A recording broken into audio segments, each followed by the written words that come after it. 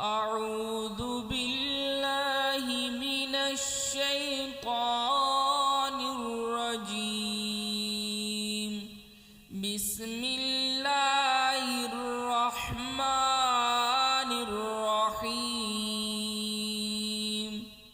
إذا زلزلت الأرض زلزالها وأخرجت الأرض أثقالها وقال الإنسان ما لها يومئذ تحدث أخبارها بأن ربك أوحى لها يومئذ يصدر الناس أشتاتا ليروا أعمالهم فمن يعمل مثقال ذرة خيرا يره ومن يعمل مثقال ذرة شرا